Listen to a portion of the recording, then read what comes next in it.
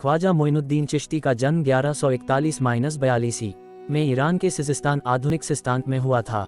52 साल की उम्र में शेख उस्मान हरवानी से खिलाफत हासिल करने के बाद ख्वाजा मोइनुद्दीन चिश्ती हज, मक्का और मदीना चले गए।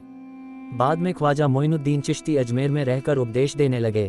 ख्वाजा मोइनुद्दीन चिश्ती जल्द ही दूर दूर से स्थानीय जनता, गरीब लोगों, किसानों और रईसों को आकर्षित करने में सक्षम हो गए।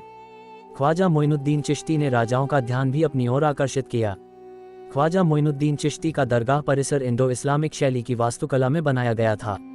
इसके शीर्ष पर रामपुर के नवाब हैदर अली खान द्वारा चढ़ाया गया एक स्वर्ण मुकुट है और गुंबद पर एक कमल सुशोभित है।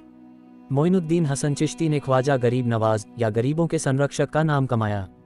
11वीं शताब्दी के बाद से बड़ी संख्या में सूफी भारत में बस गए। उन्होंने मध्य एशिया से यात्रा की। दिल्ली सल्तनत के शासनकाल के दौरान इस प्रक्रिया को मजबूत किया गया। इस अवधि के दौरान कई प्रमुख सूफी केंद्र पूरे उपमहाद्वीप में फैल गए। इनमें सबसे प्रभावशाली सिलसिला चिश्ती सिलसिला था। इसमें अजमेर के ख्वाजा मोइनुद्दीन चिश्ती जैसे कई शिक्षक थे। इसमें अजमेर के ख्वाजा मोइनुद्दीन चिश्ती, दिल्ली के ख्वाजा निजामुद्दीन औलिया, गुलबर्गा के बंदनवाज गिसुद्राज और पंजाब के बाबा फरीद जैसे शिक्षकों की एक लंबी कतार थी।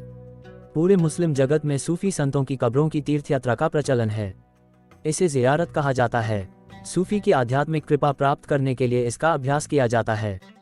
इसे बराकात के नाम से जाना जाता है।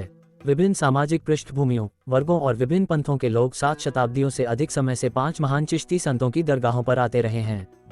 ख्वाजा मोइनुद्दीन की दरगाह सबसे प्रतिष्ठित दरगाह है और इसे गरीब नवाज के नाम से जाना जाता है, जिसका अर्थ है गरीबों को दिलासा देने वाला।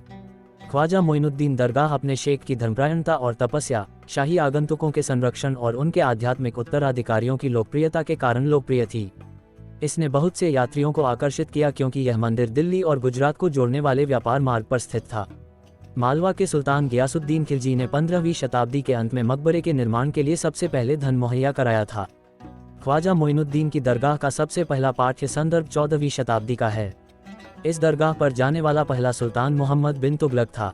16वीं शताब्दी में इस मंदिर की लोकप्रियता बढ़ गई।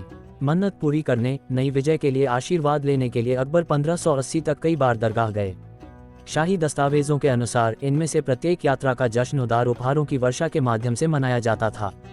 तीर्थयात्रियों के लिए खाना पकाने की सुविधा के लिए उन्होंने एक विशाल कढ़ाई की पेशकश की थी।